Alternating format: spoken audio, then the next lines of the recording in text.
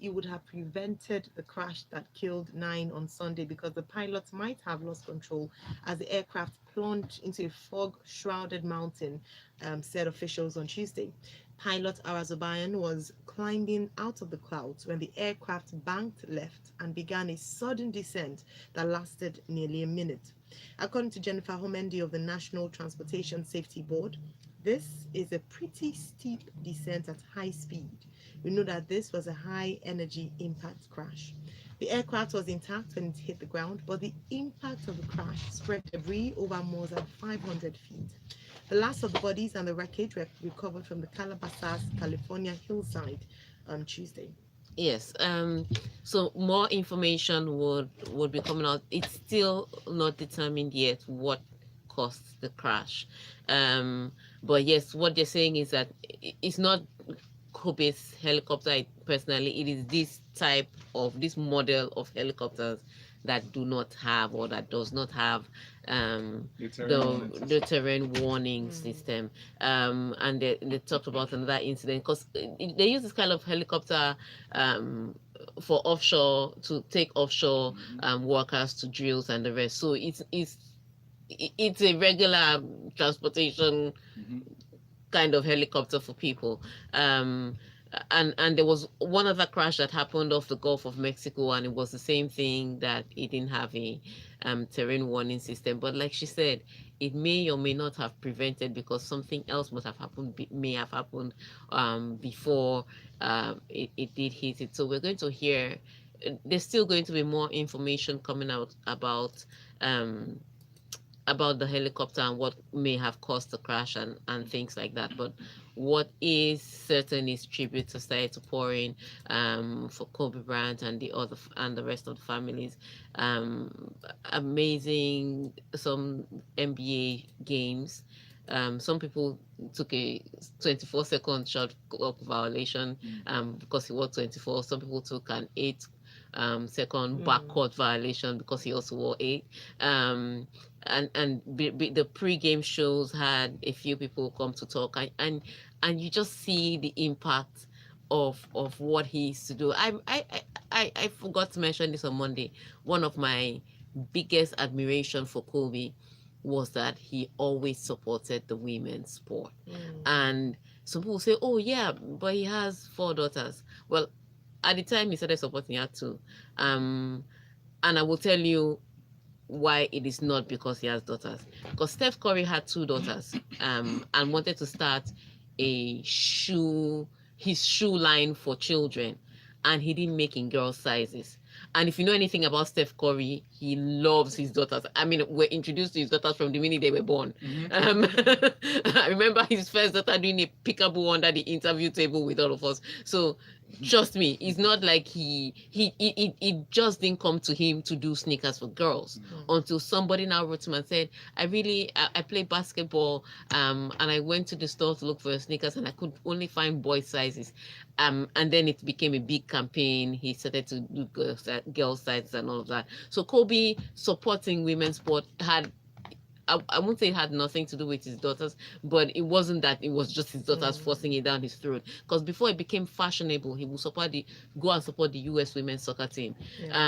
He was most likely going to be found around in the training of LA Sparks than in the training of the Lakers. So he was that guy that pushed the WNBA when he could, spoke about the WNBA when he could. I mean, so he touched lives everywhere. So when you hear the tributes and you hear the stories, like I said, and this didn't happen from the very start of his career with some people. From the very start of his career with him, it was Kobe. But it started somewhere between 2007, 2006, 2007. And that's when, so in that short period of time, there was the impact. And it's something that he said he was going to continue when he retired, unfortunately. This is it. So more details will be coming out about the families, but we continue to celebrate. So far, so good. Over 2 million petitions have been signed to put Kobe Bryant on NBA logo. Yeah, we're still they're supposed to. The more official thing would be the induction into the Hall of Fame, because it was going to wait a few more years for that. and the people, the deciders, Mhm. went into a meeting yesterday, so they're going to give him his posthumous immediately. Like some people would wait several years, but with Kobe, is a, it's different.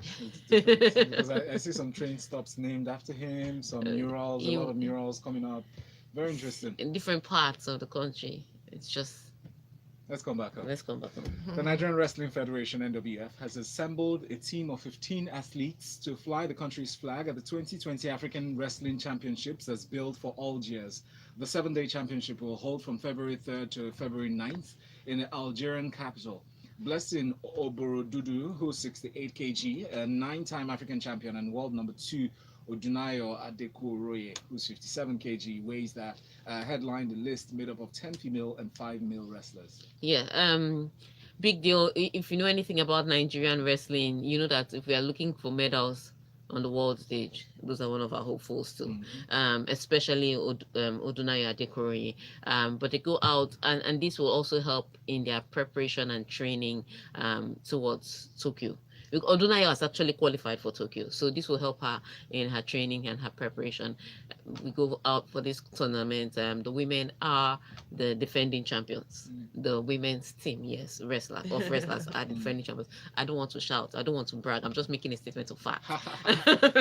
But, so we wish them all the best of luck. We hope that they have everything that they need from the sports ministry and from the country to go out and do their jobs and come back with glory, because they are one of the best in Africa, and also they are they're top in the world. So let's do our best to support them financially and otherwise. I'll be bringing updates as they come, and let's see how well they can do. Follow at LIS International for those updates and give suggestions as to what the government could do to boost their chances. Absolutely, and thank you very much for emphasizing financial support. Don't just sit down and say, "Oh, we love you, we love you." Put money in there. All right, Roger Federer beats Tennis Sangren in quarterfinals. Australian Open getting even more interesting as Federer defied age and logic once again to save 7 match points before beating unseeded American Tennis Sangren in a sensational Australian Open quarterfinal. The out-of-sort Swiss fought off form and fitness concerns before winning 6-3, 2-6, 2-6, 7-6, 6-3. According to Federer, you've got to get lucky sometimes. I tell you that. Yeah, and he did admit he was lucky in this game, because he had, I don't know what happened to him somewhere in the middle of the game, but his first serves disappeared. And now, if you know anything about Roger and his serves, once that doesn't go well, everything else, his shot selection, his court positioning, his movement, everything else just follows. And so after winning the first set, of which I think it was largely due to Tennis Sangren being a bit nervous, and you add that to Roger's expertise, he won that first set. But second and third set was a chore to even watch for Roger Federer faithfuls. Sorry, for tennis faithfuls. He had nothing to just do with Roger Federer faithfuls, because you couldn't see it. Before the match started, the win predictor was 82% in favor of Roger. By the end of third set, it was 31%. That's how poorly he was playing. But somehow in the fourth set, he managed to just stay in there, hold his serve, won that tie break. And the minute he won that fourth set, even if he, you know how we call it, how do we call it in Nigeria? Wuru to the answer. Even if he played wuru to the answer, he managed to hold his set, managed to hold the serves, kept everything very simple, didn't stay long in rallies with Sangren, because he realized that Sangren was beating him as long as the rallies went over 5 shots. So he tried as much as possible to keep the points on his serve shorter. On Sangren said we can rally from now till tomorrow, but on my serves, I'm going to keep it short and simple. And that helped him to end the fourth set, that Anthem lock, winning it. And so in the decider, I think for Sangren, he'd kick himself several times because he had so much to win in the seventh set, but he couldn't shake it off. I think he was just playing in his mind that this match would have been over and done with by now. Why am I still here? And for the Federer just started serving better in the fifth set, and then he won the match. So yeah, Federer, like Federer said, he's on borrowed time. So anything he sees, he'll take it. Unfortunately for him, with his borrowed time, he's playing against Novak Djokovic next. Wow. He's played 2 5-setters. Novak Djokovic has literally skipped into the semi-finals to play him. 5 years younger, has great stamina, Great form. enjoys playing in Australian Open, particularly because the tennis court fits Novak Djokovic's style of play perfectly. He wins everywhere else, but with Australian Open, it's a bit, maybe because of the speed, that hard court just makes his tennis beautiful and easy. Yeah. And that's what he's been having all through the tournament. So Roger is going to have a lot of work to do. But like he said, if I wake up in the morning, I'm 38 now, sometimes I wake up in the morning and his body doesn't feel good, but he knows he has to push through. So if he comes in, whatever the result is, he's going to be happy because, like he said, so far, he's not supposed to be here. He's just lucky. So if the luck runs out against Novak Djokovic, he'll say, thank you, luck. Thank you, Australian Open, and he will go to his house. That's such a good spirit. Perfect gentleman. Let's hope the luck, takes him through to the finals. And I have to say this. Tennis. Did his parents know that he was going to play tennis? like Roger said, he couldn't have played baseball. Yeah, Not with that name. All right, let's move on to talk about Hegerberg. The Lyon striker Ada Hegerberg has suffered an anterior cruciate ligament injury in training and is set to miss at least the remainder of the season. The 2018 Ballon d'Or winner and 2019 BBC Women's Footballer of the Year has ruptured the ACL in her right knee, the French club confirmed yesterday. Hegerberg said, quote, "This is a setback for me, but I'm going to work through this with all my heart and energy." Yes, this is so sad. What I would say, this is the best women's footballer I've seen since Martha started aging. Unfortunately, she didn't go to the World Cup, so a lot of you didn't see her. And you'll say, what are you talking about? I thought it was Megan Rapinoe. Megan Rapinoe did good, but I think if Ada Hegerberg were there, we will not remember Megan Rapinoe. It's that simple. Unfortunately, she has an ACL injury. This usually takes 8 months to 1 year, depending, but she's young, so it can heal faster. But depending on body type, 8 months to 1 year, and then you lose some speed when you heal completely. So that one is not coming back. So I don't know how she's going to play after this, but her team does have a UEFA Champions League match against PSG, I think, and they would need her. So it's a sad loss for the team, and for me personally, for her career, it's a hard hit. ACL injuries just take something out of you that you can never, that you can never get back. So I hope she gets well soon, and I hope she recovers at least enough to keep competing and keep being the best at what she does. Brilliant. Thank you very much, Tega. All right, Lagos, roll your sleeves, get your mouth sharpened. It's time for banter. Banter better with Coca-Cola in a moment. Stay tuned. Well done. Can you open the door? Let's see if messages are started coming in. Because once the match starts, that one means the Because thank you.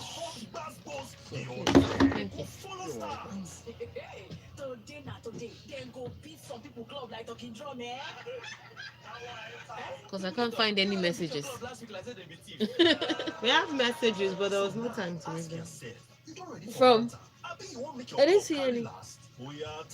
Nothing, have you? There are no messages. So maybe it's not dropping. People are cold. This is my favorite part. Good. They passed it. I'll come back in 4 seconds. You're tuned into Smooth 98.1. It's Smooth 98.1, and it's time to banter better with Coca-Cola. I'm Ayo Mairo Ese. And I'm Valentine Ohu. And with us is Tega Supreme here. And the rules of the game are quite simple. I'm sure for those who have been listening to us and joining the conversation in the past few weeks, you know that we do not use any form of discriminatory banter in the course of our bantering. And also, we also ensure that we use the hashtag banter better with Coca-Cola every time we send in a message. So it could be on WhatsApp 0809 444 0981, or on Twitter. On Twitter, we're at Smooth981FM. The hashtag is LockerRoom981. and we're streaming live on YouTube. We see your messages like from Dawa Deniro. That Kobe did all right. Life in retrospect, so what life really is all about. We need to start living an exemplary life. No one knows when you will check out. And Dio says, we that streaming online are okay. Thank you very much for watching. Audrey said, thanks to Shen. Thanks to Shen also. Shen is our assistant here. He said the YouTube coverage is paying. We can see Tega better. Thank you very much. Well, let's move on to Wembley for our first story. Wembley for Villa after Trezeguet goal in stoppage time. Trezeguet. Trezeguet. Ooh, Trezeguet. Thank you so much for letting me know that. Trezeguet's dramatic stoppage time win has sent Aston Villa into the Carabao Cup final with a 2-1 win over Leicester at Villa Park. Ian Acho's second half goal, I'll repeat that. Ian Acho from Nigeria's second half goal had cancelled out Matt Target's first half strike to level things up on aggregate. But the substitute's late goal secured a 3-2 aggregate win and means it's Villa going to Wembley. I'm telling you, and prior to this, you know, when Wembley was under renovation for major finals of tournaments, Villa Park was a place that they'll say, let's use that because it has one spirit, one atmosphere where people just lose their minds, play their best football, and the fans will lose their mind and enjoy it. So it's a place that is set up for finals. So if you go there, you want epic results normally. And so after the first leg where it ended 1-1, there are already suggestions that Leicester are going to regret not taking advantage of their chances. They come into the second leg, and from the get-go, Aston Villa lets everybody know that this is our house. We are not here to play around. We are not even welcoming you. We are not going to be friendly and nice and good hosts. And they scored very early. Had a few more chances to double their lead, but they couldn't do that, either because of Schmeichel or because of the post or because of somebody was shooting inaccurately. At the end of the day, Kelechi Iheanacho comes in and scores his goal, scores the equalizer. It looks like a redemption or resurgence for Leicester.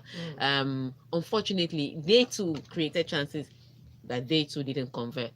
And in that last minute, Trezeguet redeemed himself because he was one of those that created an earlier chance and didn't take advantage of it, and then scored that goal in extra time. Literally, they gave them 4 minutes of added time. He scored in the 93rd minute. Game over.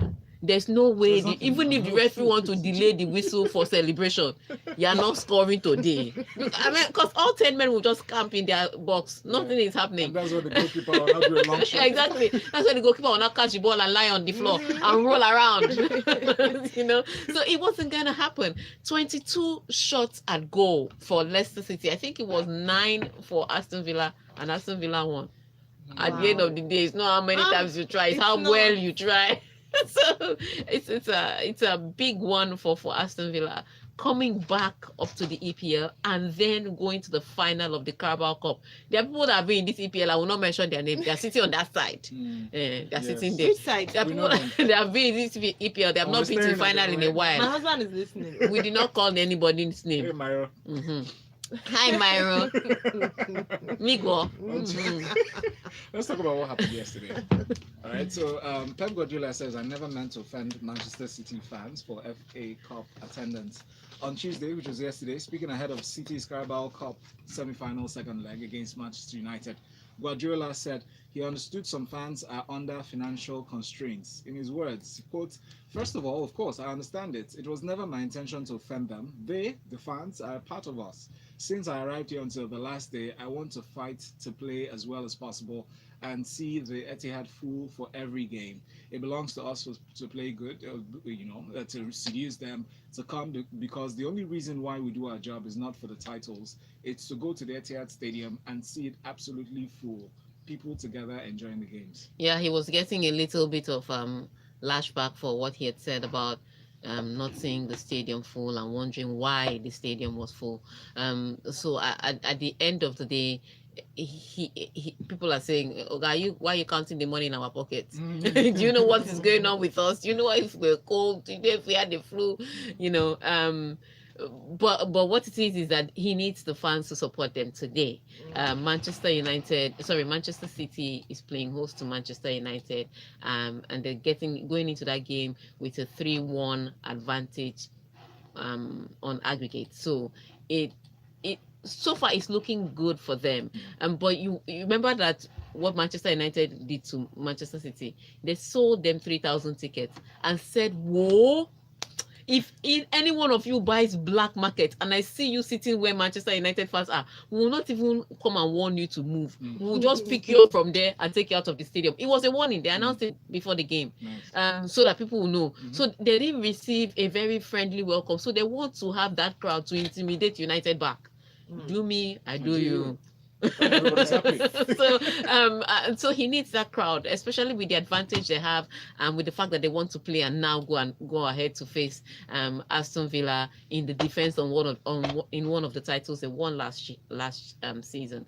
So yes, so he has to apologize, he has to beg, he has to placate, because these fans, they are not smiling. The day Not they get smiling. upset, they are not coming to the stadium, and there's nothing you can. They'll buy the ticket so that the seat will be empty, and they will not show up. Yeah, that's what they do. They'll buy the ticket so that the seat will be empty, but they will just not show up. So he has to plead and apologize, because he needs their support today too. So Fantastic. And our messaging platform is full. It's not empty. Collins on YouTube says hashtag banter better with Coca-Cola. Ewo, Leicester don't jabber. I did not see that coming.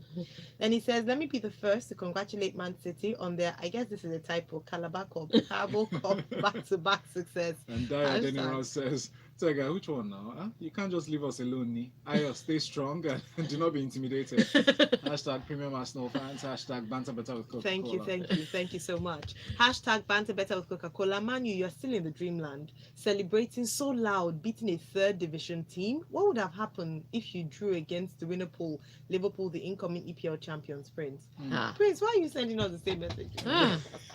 Benga Kamo says, Benga Kamo, please add your hashtag banter better with Coca-Cola. Has Tottenham ever won the Carabao Cup? Question. All right, then hashtag banter better with Coca-Cola. Chimobi Victor from Alaba International says, what will it profit a team to score and equalize and end up losing the game in the 90th minute? It's all vanity upon vanity for Leicester City. The only player I felt for was my brother from Smooth FM, Kelechi Oluwaseun Iheanacho. That's right. Wow. All right, so according to Shrewsbury fans, Jurgen Klopp lacks respect. It is disrespectful.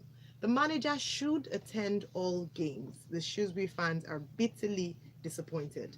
They do agree, however, with Liverpool's decision to cut ticket prices for the replay, calling the prices fair. Yeah. So you know what Klopp had said earlier about using the under-23 team. He now even sold it even worse by saying, I will not even be in the dugout. Oh my days. For good measure. So I'm not going to be in the dugout for the replay, and my first team players are not going to be on the pitch for the replay. And Shrewsbury fans are now saying it's disrespectful. Oga, you now have a chance. Don't shout too much before he changes his mind. Just quietly say thank you and play the under 23 and hopefully win it. There's no need for you to shout, so you make more money. Obviously, because the prices of the tickets have been lowered, because of the caliber of players or whatever it is they want to use as excuse, the PR that they're going to use to cover it up. Shrewsbury will not be able to make as much money as they would originally have if the first team were there. But a lot of people will come because sometimes the ticket prices are just too high. People would rather just sit in their house and be checking the news on their phones. But maybe when the prices are lower, the ticket prices are lower, people can now come to the stadium, so there'll be a lot more people. But Shrewsbury people don't be arrogant. Just because you drew 2-2 doesn't mean that you should come here and be proud. Just take it. It's under 23. Plan to beat this under 23, because this under 23 you're insulting are the same ones that knocked Everton with their first team players out of the championship, and it made Ancelotti give those people the kind of tongue lashing that they've not received in their lives. So you don't want that. Just be humble. Say, Jurgen Klopp, thank you for fixing this match without knowing it. We take advantage. We hope to win. Goodbye and God bless you. But yeah, Jurgen Klopp is really taking a stand on this winter break thing. Like he's making a statement. All right. Another statement we should talk about is the one that was issued by United, or from United, after the incident. The United CEO at Woodard Home attacked by fans. It read, quotes, Manchester United Football Club have tonight been made aware of the incident outside the home of one of our employees. We know that the football world will unite behind us as we work with Greater Manchester Police to identify the perpetrators of this unwarranted attack. Anybody found guilty of a criminal offense or found to be trespassing on his property will be banned for life by the club and may face prosecution. Fans expressing opinion is one thing, criminal damage is another.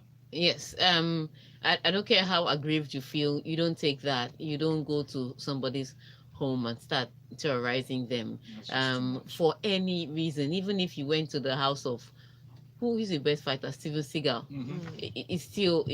it's still wrong. Yeah. And they were throwing firecrackers at the house and all of that damage. So of course, I hope that they're able to capture those that went there to cause trouble, Mhm. arrest them, put their faces out there, Out there. let people know that these are the people that are disturbing. I mean, I understand that you're disgruntled with the club. How about you just be like Arsenal fans, hire a plane and put Woodward out, like they flew Wenger out. Do you understand? Just do something in the stadium, carry a banner, anything, peaceful protest. Haven't you heard about it? Peaceful protest. You go to a man's home, he has 2 young kids. You don't even, whether he had 2 young kids or not, even if he was the only one at home, or even if he were the only one at home, do not go to his house and be doing that. Police, please do your jobs. That's a bit extreme. Yeah, It that's is. a bit This is when extreme. football gets dangerous. Yeah. Yeah. Tyra from Eva says, so Pep is begging fans instead of Ole. Also, Lo, make Man United not forget their position for this life. Hashtag banter better with Coca-Cola. He also adds, the plan is to make Manchester United greater again and not destroy Woodard. True. Diego Kingston is here. He says, hashtag banter better with Coca-Cola. I heard some group of fans went to deal with Chief Ed Woodward. I wish my co-Chelsea fan. No, we're not taking that. No, that's not. Please. No, that's not. Yeah, that's Similar not to right. violence. Mhm. Yeah. This is a classic weighs in. Hashtag banter better with Coca-Cola. I said, Biko, I'm confused though. Is it Carabao or Carabao? It's They said- Carabao Cup. It was Carabao Carabao Cup. Cup. The comment did say Calabar Cup. That's why I mentioned it. Hashtag banter better with Coca-Cola. Chimobi Victor from Alaba International. Please, Tega, did Pep Guardiola study economics in the sporting fraternity? I know both of you relate very well. Ooh. Okay. And thank you very much for all your messages so far. We take the last one on YouTube. This one says, hi guys, it's good to be back. That's from Shegun Mano. It's good to be back watching you guys. City versus today's United. We already know the outcome. What do you think the outcome is going to be? This is football. Anything Thing can happen. That's I don't right. like the way people are bragging because it's just 3-1. See, like I said, I've seen people lose the Champions League from 3 goals up. So this is 3-1 up. They have 1 goal. Please, what time is the game? Tonight at hold on, it's when they show Ganga on Z-World. Yes, I watched that too. Yeah, so 9 o'clock. So I know, I asked you because I know when to it's been a while I flashed somebody, so I probably would flash Ayo at that time. Are you watching? But we're not playing now. My team is not playing. Really? Oh wait, okay, so today because it's Manchester United, Yeah, your team is yeah. no longer Arsenal Manchester He's United. not playing tonight. Okay, we'll catch All you. right, Lagos. We will. All my Arsenal fans say yeah. Thank you so much, Tega. Tega is at Tega Supreme on Twitter, and LIS International. Check that out for all the work they're doing with women in sports, ladies in sports. For us, Valentine and myself, we're going to be here at 9 o'clock. 9 on purpose because of Tega. You know when she was thinking of the time, the same time as No, this one was Ganga. 9. This one is We're 9. here at 9 o'clock. Lagos Talks 91, where we take in detail one of the news headline stories from Freshly Pressed. Stay tuned. I can't wait for people to start saying, Tega, I can't believe that you want Ganga. I want Ganga die. Ganga. Thank you. Thanks for watching.